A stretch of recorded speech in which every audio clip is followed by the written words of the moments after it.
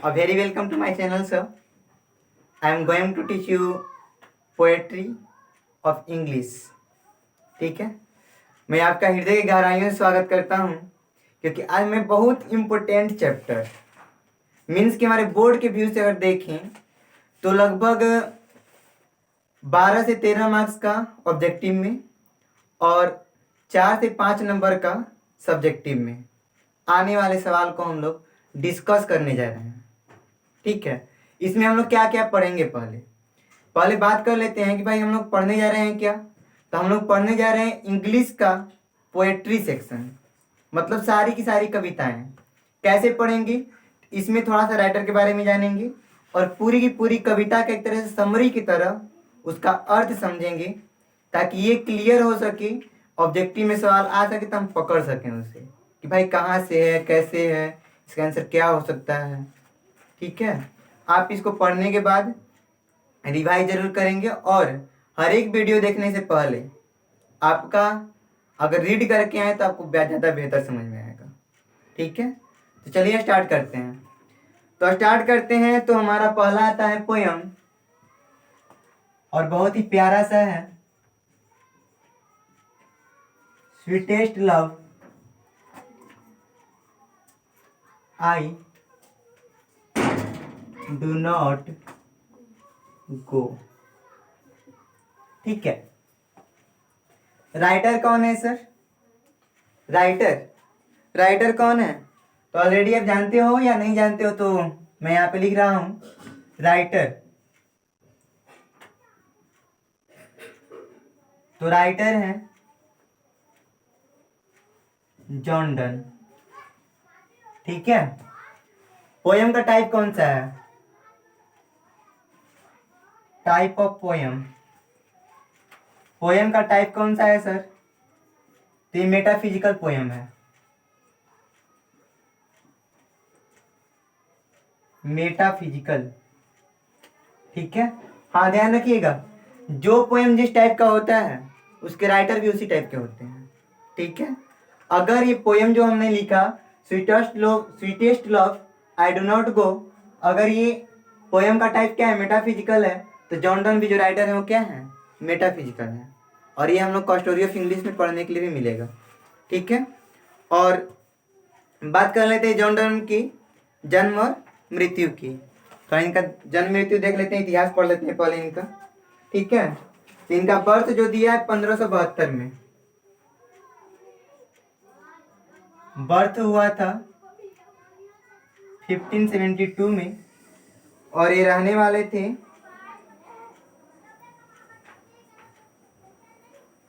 वैसे पार्टिकुलर जगह तो नहीं दिया है लेकिन लंदन के थे,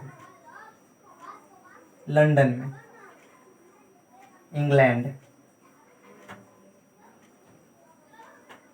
ठीक है, और डेट कब हुआ?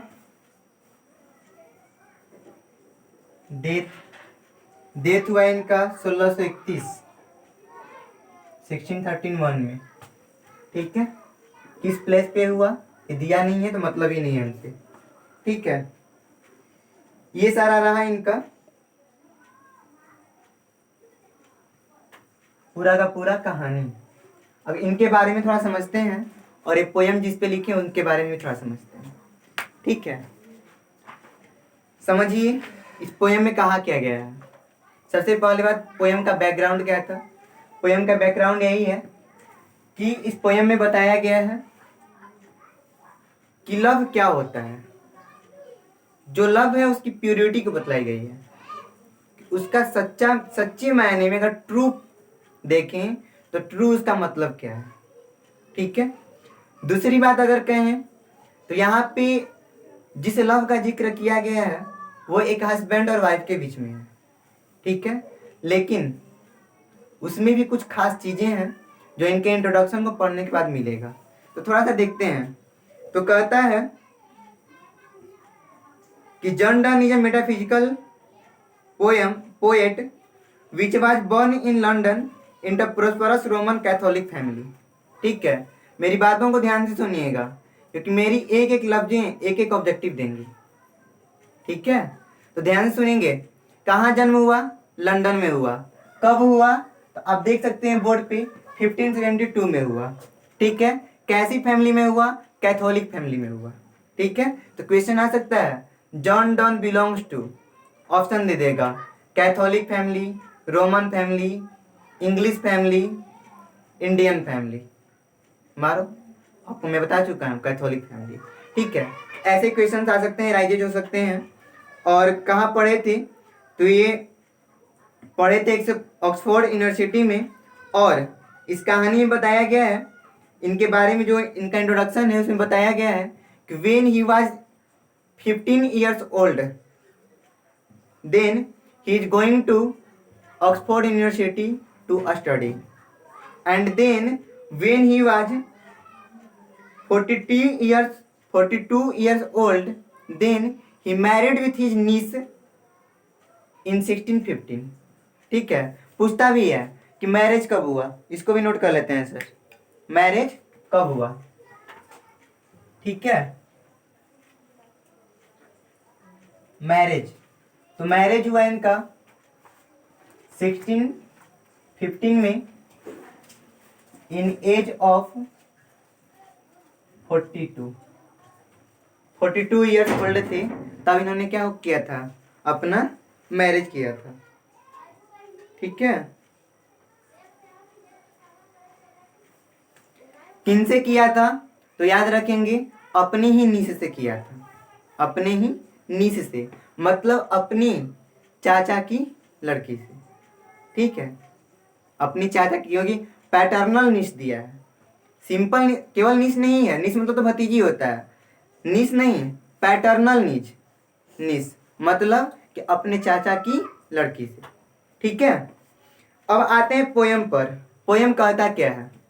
ठीक है, तो पोयम के फर्स्ट स्टैंजा को अगर हम लोग देखें तो कहता है sweetest love I do not go for weariness of thee, nor in the hope the world can show a fitter love for me, but since I must die at last, tis best to use myself in jest, thus my friends there to die. ये जो stanza है हमारा, इसमें कहना क्या चाहते हैं समझे थोड़ा सा। क्या कहता है? Sweetest love I do not go for weariness of thee, कह रहा कि हे मेरी, वो इस स्टंजा में समझाने की कोशिश कर रहे हैं अपनी प्रेमिका को, यानी अपनी वाइफ को। यहाँ वाइफ में क्यों कह रहा हूँ? क्योंकि उस वक्त उनका शादी हो चुका था, तो अपनी वाइफ को इस पोयम में वो समझाने की कोशिश कर रहे हैं पहले स्टंजा में कि हे मेरी प्रिय, मैं तुम्हें छोड़कर नहीं जाऊंगा, मैं उसे छोड़कर नहीं जाऊंगा, इसलिए नहीं छोड़कर जाऊंगा क्योंकि वो मेरे लिए बोझ नहीं है, वो मेरे लिए बोझ नहीं है। Nor in the hope of the world, और इस आशा में भी नहीं कि संसार मुझे उससे ज्यादा प्रेमी चीज देगी, इस आशा में ही कि भी नहीं कि संसार मुझे उससे ज्यादा प्यारी चीज देगी, and fitter love for me, और उससे ज्यादा प्रेम देगी, but since I that must die last, tis best to use myself in jest, और जब तक मैं मर न जाऊं, जब तक मैं मर न जाऊं तब तक मैं उसी के लिए जीऊंगा और उसी के लिए करूंगा, अपने लिए कुछ नहीं करूंगा। ठीक है, इसमें उन्होंने दो चीजों को जिक्र किया है, पहला कि वो अपनी प्रेमिका से कितना प्रेम करते हैं, और दूसरी चीजें बताएंगे ट्रू लव होता क्या है। ठीक है, एक सच्चे प्रेमी के लिए उसकी प्रेमिका से बढ़कर कुछ नहीं होता। ठीक है, दैट इज हिज राइट। ठीक है, उन्होंने यही लिखा है, इसमें उन्होंने समझाया है। आगे की बात क्या होता है? तो कहता है yesternight the sun went hence and yet is hero here today. कहता है कि कल की रात्रि को सन चला गया था, सूर्य चला गया था, और आज सुबह में फिर वो यहाँ पे उपस्थित है। ठीक है, कल की रात्रि में सूर्य चला गया था और आज सुबह फिर वहां उपस्थित है। He had no desire, nor sense, nor half so sort away, then fear not me, but believe that I shall make a speedier journey since I take more wings and aspirates than he। क्या कहता है कि पहले वाले दिन के रात को, शाम को, जब सूर्य के पास कोई डिजायर नहीं थी, कोई इच्छा नहीं थी, वो जाने के बाद आज यहाँ पे प्रेजेंट है, तो मेरे पास तो उससे ज़्यादा इच्छा है, मेरे पास ज़्यादा फीलिंग्स हैं, तो मैं उससे भी तेज गति से मैं वापस आऊँगा। ठीक है। एक्चुअली ये बातें क्यों कही गई हैं? क्योंकि किसी व्यापार के कार्य से, क्योंकि जो लेखक हैं यहाँ पोएट हैं, वो किसी व्यापारी वर्ग से बिलोंग करते हैं, तो किसी व्यापार के काम की वजह से अपने बिजनेस के प्लानिंग में वो कहीं जाते हैं, तो वहाँ जाते हैं तो उनकी जो प्रेमिका होती है, वो जानते ही हो कि जो महिलाओं की होती है वो क्या, बिछड़ने का दुख होना। ऐसा लगता है कि वो हमेशा के लिए छोड़ के चले जाएंगे, लेकिन ऐसी बात नहीं होती। तो समझाते हैं कि जो सन था उसके पास कोई फीलिंग नहीं थी, फिर भी वो क्या हुआ, आज यहाँ पे उपस्थित है। तो मेरे पास तो बहुत सारी फीलिंग्स हैं, और इन फीलिंग्स की वजह से मैं उससे भी ज्यादा स्पीडियर, उससे भी ज्यादा तेज यात्रा पूरी करके आऊंगा। फिर आगे अष्टंजा में क्या कहते हैं देखा जाए। O how feeble is man's power, that is good for fortune fall, cannot add another hours nor a last hour recall, but could bad chance and we join to it our strength and we teach it art and length itself us to advance। इसमें क्या कहते हैं, तो इसमें समझाते हैं, अपनी प्रेमिका को बतलाते हैं क्या चीजें हैं। उन्होंने बतलाता है कि ओह कितनी कमजोर है किसी भी व्यक्ति की इच्छा शक्ति, कितनी हमारी पावर कमजोर है कि हमारे पास अगर गोल्डन चांस मिले हों, अच्छे चांस हों, अच्छी चीजें हों, तो हम उसे 1 घंटे के लिए बढ़ा नहीं सकते। हमारे पास अगर सुख का समय हो तो हम उसे 1 घंटे के लिए बढ़ा नहीं सकते, लेकिन अगर वही बुरा समय आए तो हम क्या करते हैं, उसे चाहते हैं कि 4-5 घंटा पहले ही आ जाए। वो कैसे?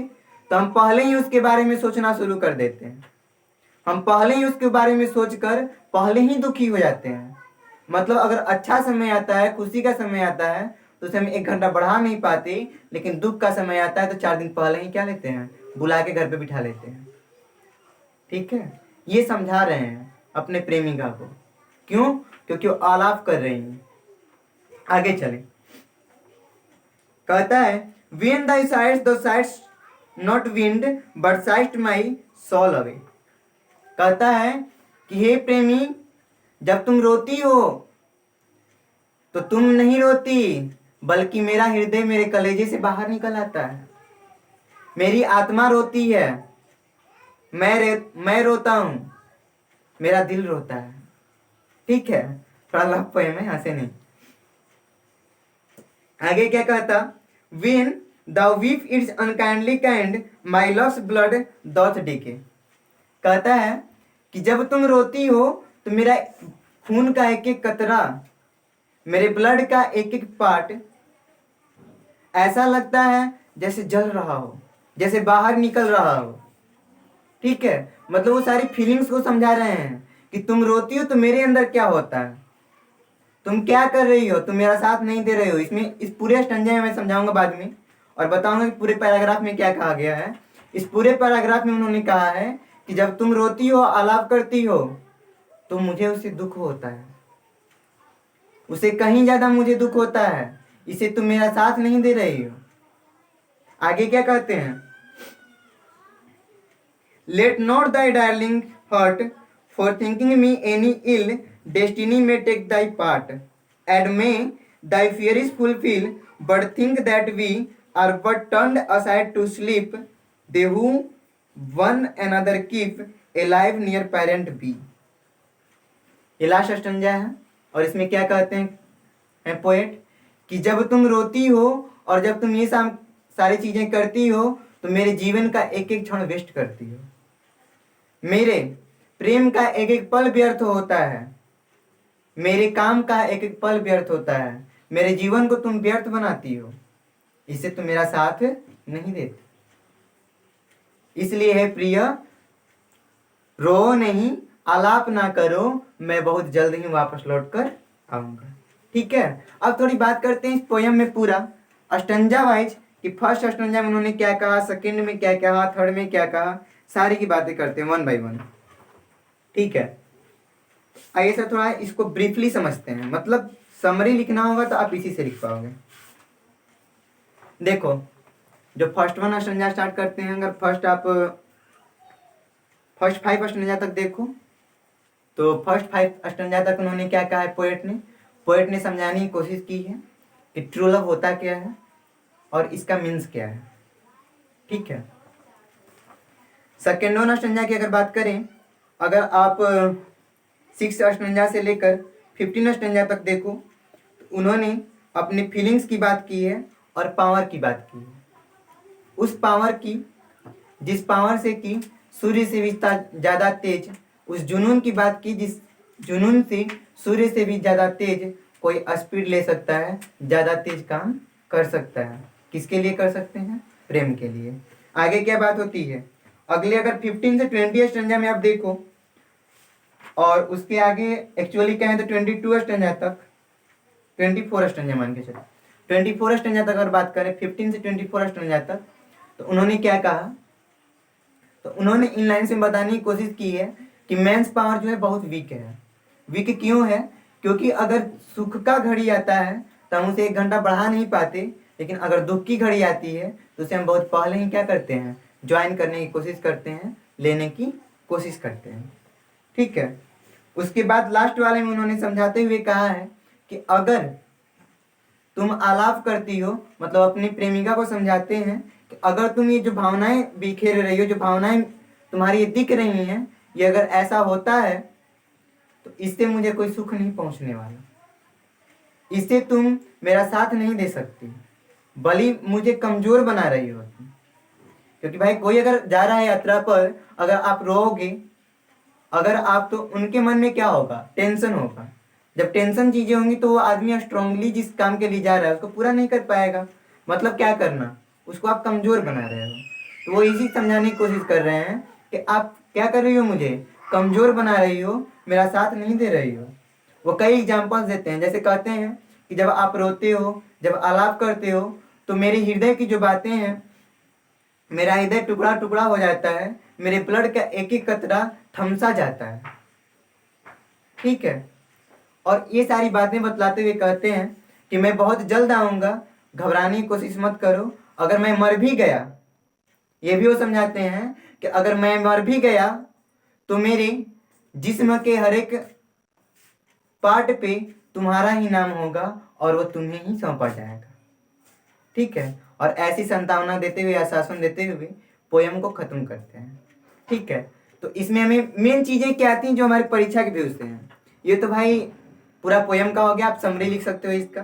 ठीक है, और मैं समरी नहीं लिखवा रहा हूँ, इसके पीछे रीजन ये कि मैं समरी केवल उन चैप्टर्स का ही लिखवाऊंगा जो चैप्टर्स आने का चांस रहेगा।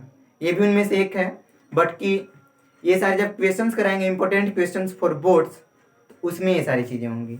समरी हो गया, क्वेश्चन हो गया, इंपॉर्टेंट क्वेश्चन, ये सब। ये मैं क्यों पढ़ा रहा हूँ, ये पढ़ा रहा हूँ ऑब्जेक्टिव के लिए, ताकि आपका जो मैक्सिमम ऑब्जेक्टिव है, जो 12 से 16 मार्क्स का आता है, वो क्या हो जाए, पूरे पकड़ में आ जाए। आई होप कि आपको समझ में आया होगा। अगर समझ में आया तो चैनल को सब्सक्राइब करें और शेयर करें। Okay, bye bye.